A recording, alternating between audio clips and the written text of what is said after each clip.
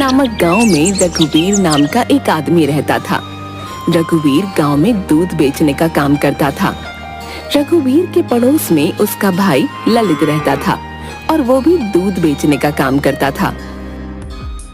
पता नहीं पिताजी ने ललित को एक गाय क्यों दे दी। अगर उन्होंने ऐसा ना किया होता तो आज पूरे गांव में सिर्फ मैं ही दूध बेचता। ललित बहुत अच्छा इंसान था, दिल लगाकर काम करता था और अपने परिवार के साथ खुश रहता था। मगर रघुवीर हमेशा अशांत रहता था, सभी का बुरा करने में लगा रहता था। अरे रघुवीर, आ गए दूध देकर? हाँ हाँ आ गया, तुम बताओ। हाँ भाई, आज जल्दी काम खत्म कर लिया क्योंकि मुन्ने के स्कूल में बुलाया गया था ना। अच्छा है। अब मैं जाता हूँ, मुझे बाजार से कुछ सामान लेकर आना है। ठीक है भाई। रघुवीर ललित को बिल्कुल भी पसंद नहीं करता था। हमेशा पिताजी ललित का ही पक्ष लेते थे, उसकी बड़ाई करते थे। पता नहीं ऐसा क्या है इसमें, है? मुझे तो कुछ भी खास नहीं लगता। ललित का सुखी और शांत जीवन रघुवीर से देखा नहीं जाता था। रघुवीर घर आता है, तभी उसकी पत्नी चंदा कहती है, आ गए आप? कहाँ घूम रहे हैं सुबह से? तुम काम बताओ ना, तुम्हें क्या मतलब मैं कहीं भी घूमूं? सुनिए जी, ये हर वक्त मुझसे चिड़चिड़ा होकर मत बात किया कीजिए, बता देती हूँ। हाँ, तुम मेरा दिमाग खाना बंद करोगी तभी तो मैं शांत होकर बात करूंगा। छोड़िए जी, आपको समझाकर कोई फायदा नहीं, मैं सीधे मुद्दे की बात करती हूँ। हाँ बोलो, क्या बात है? धीरे धीरे बच्चे बड़े हो रहे हैं, इसीलिए खर्च बढ़ता जा रहा है और आपकी आमदनी उतनी की उतनी ही है। ऐसे घर नहीं चल पाएगा। हाँ तो क्या चाहती हो, मैं क्या करूँ? है? इसे गाय के दूध को बेचने से कुछ नहीं होने वाला। आप खेती बाड़ी भी शुरू कर दीजिए, जिससे हमारी आमदनी अच्छी हो। अरे चुप रहो, इस कड़ी धूप में मैं नहीं कर सकता खेती बाड़ी। जरा देखिए तो सही, ललित भैया कितने मेहनती हैं। कभी आप भी उन जैसा बनने की कोशिश क्यों नहीं करते? लो, अब बस तुम्हारे मुंह से ही सुनना बच गया था। तुमने भी कह दिया। एक काम करो, चली जाओ उनके ही पास। ये क्या बोले जा रहे हैं आप? जरा भी समझ नहीं आप में, जो मन में आता है वो बोल देते हैं। मुझे नहीं बात करनी आपसे। चंदा गुस्सा होकर वहां से चली जाती है। पता नहीं ऐसा क्या देख लिया इस चंदा ने ललित में, जो ये भी ललित का गुणगान गाने लगी।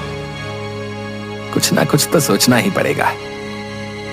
रघुवीर आमदनी बढ़ाने के बारे में सोचने लगता है। कोई तरीका नहीं मिल रहा जिससे आमदनी बढ़ जाए और मुझे खेत पर काम ना करना पड़े। रघुवीर गाय का दूध निकालता है और उसे लेकर सभी के घर देने जाता है। एक काम करता हूँ, जब दूध देने जाऊंगा तब सभी के घर से कुछ ना कुछ चुरा लूंगा। रघुवीर ऐसा ही करता है। जिस भी ग्राहक के घर दूध देने जाता था, सभी के घर कुछ न कुछ चोरी कर लेता था और उन्हें बेच देता था। इस काम से भी कुछ खास पैसे नहीं मिल रहे हैं। इन छोटे मोटे सामानों को बेचकर 100-200 मिल पाते हैं। इसमें क्या होगा? कुछ बड़ा सोचना होगा। सभी को दूध देकर जब रघुवीर घर वापस आ रहा था, तभी उसकी नजर ललित पर पड़ती है। ललित एक ग्राहक को दूध दे रहा था। लीजिए भाई जी, 2 लीटर दूध। लाओ भाई लाओ। वैसे एक बात तो माननी पड़ेगी भाई, हैं? तुम बहुत ही अच्छा दूध देते हो भाई। मेरे घर में सभी लोग तुम्हारे दूध को बहुत पसंद करते हैं भाई। बस मिलावट वाला काम मैं नहीं करता, बाकी तो मेरी गाय है ही अच्छी। समझ लीजिए, बस पिताजी का आशीर्वाद है। ठीक है भाई, ठीक है। अब मैं चलता हूँ। कल भी 2 लीटर दूध मेरे लिए रखना, ठीक है? हाँ जी जरूर। ललित साइकिल लेकर आगे बढ़ता है। अरे रघुवीर, तुम भी दूध देकर आ रहे हो क्या? हाँ, अभी थोड़ी देर पहले काम खत्म हुआ है, अब घर जा रहा हूँ। चल, मैं भी घर ही जा रहा हूँ।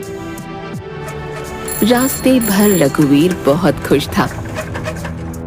घर आकर वो सोचता है, वाह, एक तरीका मिल गया जिससे मैं अच्छी कमाई कर पाऊंगा। अगले दिन रघुवीर बहुत जल्दी उठ जाता है, अपनी गाय का दूध निकाल लेता है और ललित के घर में झांक झांक कर देखने लगता है।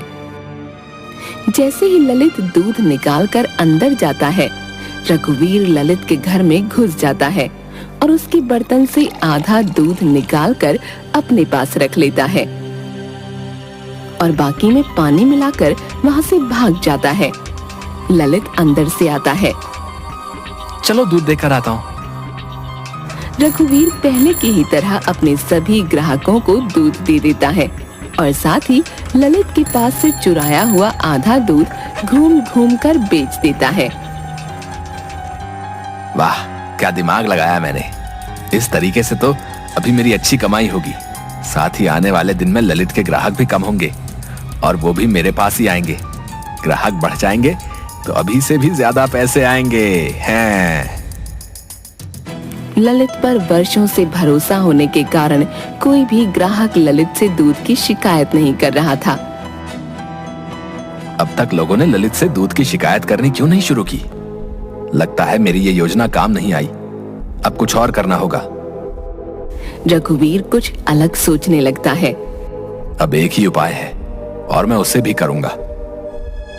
रघुवीर सुबह सुबह ललित के दूध में जहर मिला देता है और भाग जाता है। ललित सभी को दूध देकर आता है।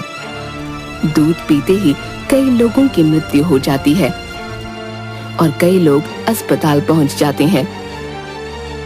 सभी ललित के घर आकर पत्थर मारने लगते हैं। अरे, ये क्या हो गया? अचानक इतनी भीड़। ललित, आज तुम बच नहीं पाओगे। तुमने दूध में जहर मिलाकर हमें दिया था ताकि हम मर जाएं। रुको, अभी तुम्हें बताते हैं। ललित कुछ नहीं समझ पाता। सभी उसे मारना शुरू कर देते हैं। तभी पुलिस वहां आती है और ललित को पकड़ कर ले जाती है। ललित की पत्नी मोना वहां आती है। रुक जाइए, मेरे पति को छोड़ दीजिए, उन्होंने कुछ भी नहीं किया है। पुलिस ललित को साथ लेकर चली जाती है। ललित की पत्नी और बच्चे रोने लगते हैं। तभी मोना की नजर रघुवीर पर पड़ती है। ऐसे दुख के माहौल में रघुवीर मुस्कुरा रहा था। मोना सोचती है, इस वक्त जब इनका भाई जेल जा रहा है तो ये मुस्कुरा रहे हैं, जरूर कुछ तो गड़बड़ है। मोना रघुवीर पर नजर रखने लगती है। ललित के जेल जाते ही रघुवीर पूरे गांव में अकेला दूध बेचने वाला बन जाता है। सभी उससे ही दूध लेना शुरू कर देते हैं। वाह, मजा आ गया। ललित जेल में पड़ा है और मैं यहाँ दुगनी कमाई कर रहा हूँ। आजकल रघुवीर हर वक्त खुश नजर आता था और हर रोज पैसे गिना करता था। अब बोलो चंदा, क्या बोलना चाहती हो? देखो तो जरा कितनी कमाई हो रही है। हाँ जी, ये तो कमाल ही हो गया। आप इतनी अच्छी कमाई कर रहे हैं, इसी खुशी में क्या मैं मायके से हो आऊं? हाँ हाँ, क्यों नहीं। जाओ, मैं बहुत खुश हूँ। जहाँ घूमना चाहो वहाँ घूम कर आओ। ये लो पैसे रखो, कुछ चाहिए होगा तो खरीद लेना। चंदा मायके जाने से पहले मोना के पास आती है। भाभी, मैं कुछ दिनों के लिए माँ के घर जा रही हूँ, तब तक आप इन्हें रोज रात का खाना दे दीजिएगा। सुबह का खाना पड़ोस वाली दे दिया करेगी। अच्छा, ठीक है। रात के वक्त मोना रघुवीर के लिए खाना लेकर आती है तो देखती है रघुवीर नशे की हालत में है। अरे भाभी जी, आप यहाँ? हाँ, खाना देने आई हूँ। ओ, रख दीजिए। वैसे आपको तो ललित की बहुत याद आती होगी, है? बेचारा गया जेल। और कौन भेजा उसे जेल? मैं। जी जी भाभी जी, सही सुना आपने। मैंने भेजा है उसे जेल। आपने भेजा है जेल? मगर कैसे और क्यों? अरे भाभी जी, आप भी ना कुछ समझती नहीं है। मैंने ही तो दूध में जहर मिला दिया था, जिस वजह से उसे जेल हुई। वैसे जब जेल से आए तो कहिएगा मैंने उसे बहुत याद किया। रघुवीर की बातें सुन मोना हैरान रह जाती है। मेरा शक सही था। जब मोना वहां से निकल रही थी तभी उसकी नजर एक बोतल पर पड़ती है। वो बोतल जहर की थी। अच्छा, तो यही जहर रघुवीर जी ने दूध में मिलाया था। कौन है इस गांव में जो जहर बेचता है? मिलना पड़ेगा उससे। अगले दिन मोना उस आदमी से मिलती है जो गांव में जहर बेचता था। इसके बाद वो सरपंच के पास आती है। सरपंच जी, मेरे पति बेगुनाह है, उन्हें फंसाया गया है। किसने फंसाया है उसे? आप सभी गांव वालों को बुलाइए, सबके सामने ही सारी बात होगी। सभी गांव वालों को बुलाया जाता है। रघुवीर भी वहां आता है। सरपंच जी, मेरे पति को फंसाने वाला कोई और नहीं बल्कि रघुवीर जी हैं। ये सुन सभी हैरान रह जाते हैं। अरे ऐसा कैसे हो सकता है? ये तो ललित का भाई है। आइए भैया जी, यहाँ सबके सामने आइए और बताइए कि ये जहर की बोतल आपसे किसने खरीदी थी? ये जहर की बोतल रघुवीर जी ने मुझसे खरीदी थी। सरपंच जी, जिस दिन इन्होंने जहर खरीदा ठीक उसके अगले दिन गांव में ये हुआ था। रघुवीर बहुत डर जाता है। क्यों रघुवीर, क्या सच्चाई है? जरा सामने आकर बताओ। रघुवीर डरता हुआ आता है। माफ कर दीजिए सरपंच जी, ज्यादा पैसों के लालच में मैंने ये सब किया। मैंने सोचा ये करने के बाद मेरी कमाई बहुत अच्छी होगी।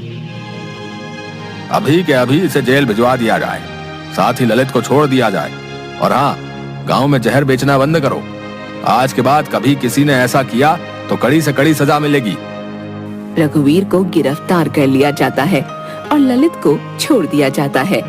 सभी गांव वाले ललित से माफी मांगते हैं